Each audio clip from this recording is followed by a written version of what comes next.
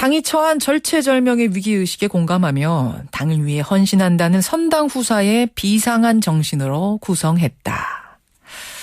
새정치민주연합의 비상대책위원회가 우여곡절 끝에 어제 완성됐습니다.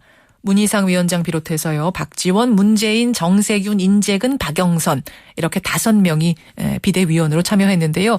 면면을 보시면 아시겠지만 당내의 이른바 각 계파 수장들이 모두 참여한 겁니다. 이건요. 비대위 결정이 힘을 갖게 된다는 장점이 있는 반면에 계파 나눠먹기식이 되지 않겠느냐 우려의 소리도 나오게 하는데요. 자, 6명의 비대위 구성원 중에 한 분 직접 만나보죠. 박지원 비대위원 연결이 되어 있습니다. 박 의원님 안녕하세요. 안녕하세요. 박지원입니다. 예. 당내에 이른바 이제 계파라는 게 사실상 약하게든 강하게든 존재한다는 사실은 우리가 부정할 수가 없는데 이른바 그 계파의 수장들이 다 참여하셨어요. 뭐 그렇게 해석을 하니까 그렇지. 언론에서 거론한 것처럼 그렇게 딱이 우리 새정치민주연합의 계파가 있다 이렇게 볼 수는 없습니다. 최근에만 하더라도 예. 국회 부의장 경선이 얼마 전에 있었지 않습니까? 예. 여기에 이미경 의원이 정세균 계파로 뭐 단연 1등 할 것이다 라고 했는데 예상을 깨고 이석현 부의장이 1차의 표결에 이겼습니다. 예. 또 흔히 이 친노들이 가장 큰 계파를 가지고 있다. 그런 얘기하죠. 라고 했는데 원내대표 경선 때 친노를 대표해서 신계륜 의원이 출마를 했고 또 박기춘 대표가 저를 대신해서 출마를 했습니다. 누가 보더라도 친노가 이길 것이다.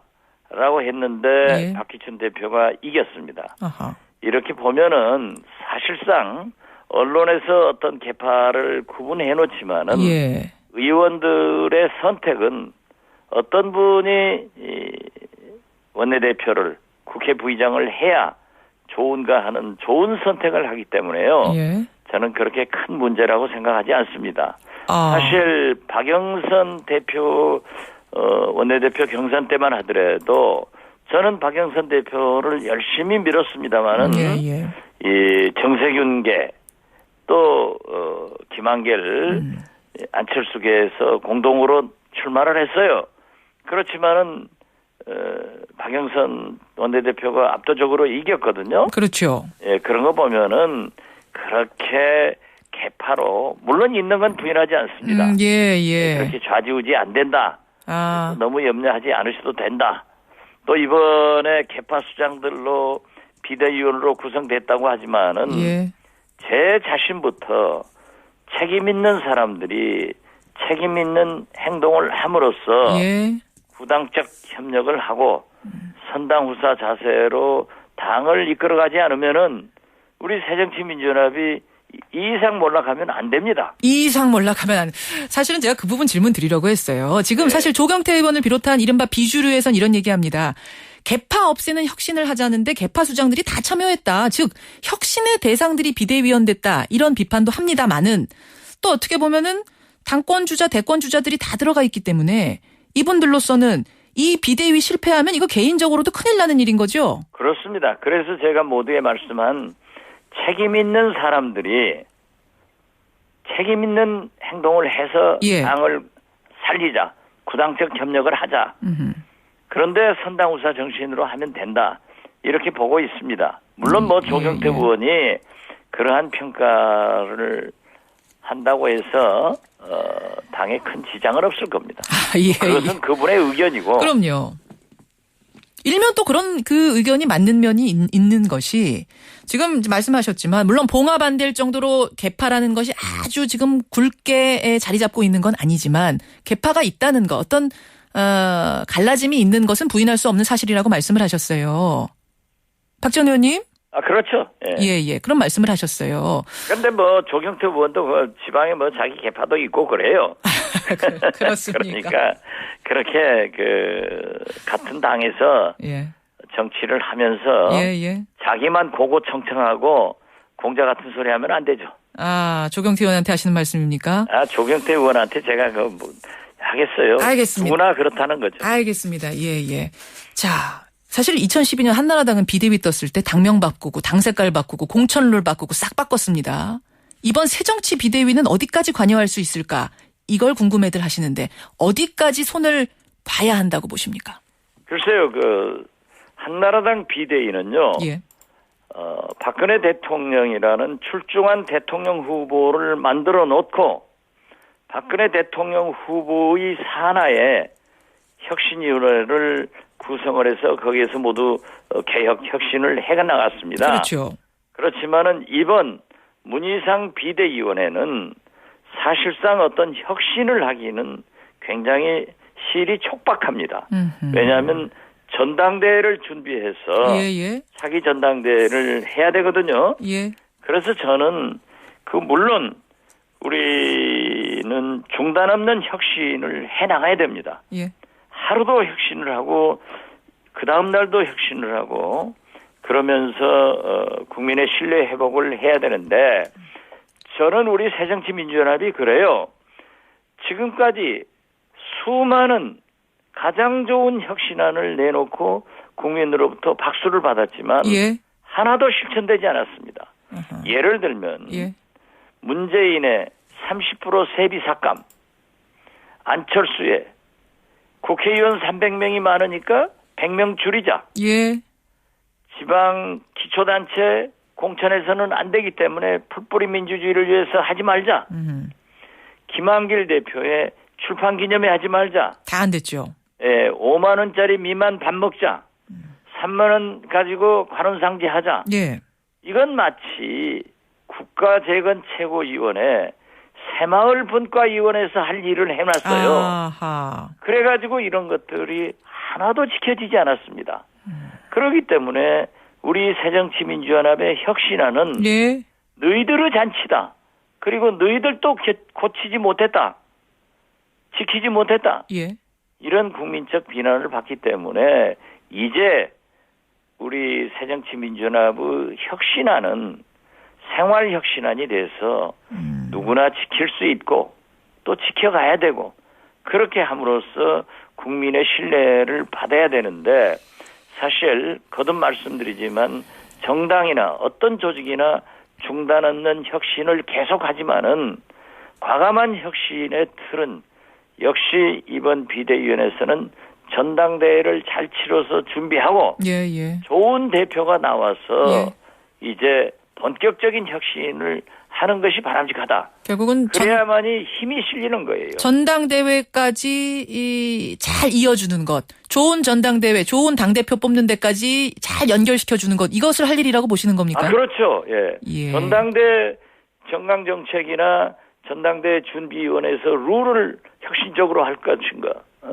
그러한 것을 어떤 경우에도 돈 안 드는 깨끗한 예. 그런 전당대 이런 것을 혁신해야지 당 전체의 혁신은 역시 새로운 당대표가 해야 될 일이고 알겠습니다. 그분의 몫이고 알겠습니다. 그분이 시간을 가지고 제대로 해야지 예. 우리 과거처럼 생각나면 하나씩 던져가지고 그런 식은 안 되겠다. 실천하지 못하면은 우리 지금 제가 여러 거 했지만은 아무것도 못 지켰잖아요. 새마을 분과 같이 돼서는 안 되겠다. 이런 그렇습니다. 말씀을 하셨어요. 박지원 비대위원 지금 만나고 있습니다. 지금 비대위가 이제 전당대회 잘 치르는 것도 중요하지만요. 당장 발등에 부른 세월호 특별법 해결하는 것 같습니다. 왜냐하면 그것 지금 막히면서 국회도 막히고요. 다 줄줄이 막혀 있거든요. 문희상 비대위원장은 보관이 있다고 하셨습니다. 그게 유가족을 100% 충족시키긴 어렵지만 양해가 전제되어야 된다. 이런 말씀까지 덧붙이셨는데 어떤 걸 구상하고 계시는 거죠? 문희상 비대위원은 저와 함께 예. 동교동 김대중 대통령을 모시고 정치를 배웠고 예. 또 문희상 비대위원장은 노무현 대통령의 비서실장을 했고 저는 김대중 대통령의 비서실장을 했습니다. 그러셨죠. 그리고 보는 견해가 거의 비슷해서 예. 평상시에도 많은 얘기를 나누는데 아하. 결국 의회주의자이기 때문에 예. 어떠한 경우에도 장애투쟁이 아니고 국회에서 대화와 타협, 협상의 산물로 세월호법도 해결돼야 된다. 그런다고 하면은 예. 정부도 새누리당도 조금씩 양보하고 특히 가족들도 예. 슬픔에 젖어 있더라도 조금 더 유연성을 가지고 있을 때 해결이 될 겁니다. 예. 그런 차원에서 예. 우리가 여러 가지를 박영선 원내대표에게도 제시를 했었고 그러한 것이 협상이 잘 돼가다가 조금 안 된 것도 있습니다만은 그런 범위 내에서 무엇을 찾아낼 거예요. 2차 협의안이 있잖아요. 여야의 2차 합의안. 네. 그 협의안 플러스 알파 정도, 그 정도 선이 될까요? 글쎄요. 제가 그것을 먼저 얘기하면은 문희상 위원장과 김무성 대표가 협상하는데 지장이 있기 때문에 예. 제가 얘기는 하지 않겠지만 아니 알파가 이제 뭐라고까지 말씀 못 하셔도 그 정도 선이 되겠습니까? 지금 현재 2차 협상안에서는 특검 추천권 인사의 배정 문제에 대해서 있었거든요. 예. 그래서 문제는 수사권 기소권 문제는 특검을 우리 새정치민주연합에서 추천하면은 그 특검이 수사권 기소권을 다 행사할 수 있기 때문에 예. 일거에 해결이 되는 겁니다. 제가 19대 초반기 원내대표를 하면서 예. 내곡동 사저 경호실 이명박 대통령 아드님하고 문제 있었던 거 아니에요? 그랬죠. 그때 특검을 하면서 예. 특검의 추천권을 제가 가져왔습니다. 우리 민주당이 행사했단 말이에요. 예. 그러니까 이번에도 뭐 추천권이든지 혹은 뭐 추천위원회의 수를 이런 것에서 잘 조정이 되면 될 것이다. 그러고 특히 김무성 대표가 어떻게 해서든지 이러한 것을 헤쳐나가려고 노력하시는 분이고 더욱 저는 김무성 대표를 높이 평가하는 것이 이번에 청와대에서 대통령께서 국회의원이 예. 국회가 의무를 다 못하니까 세비를 반납해라 하는 강경한 말씀을 하시니까 대통령 면전에서 예. 대통령께서 그렇게 하시면은 진짜 하고 싶은 일을 국회에서 못하고 알겠습니다. 통과시키고 싶은 법안도 통과하지 못합니다.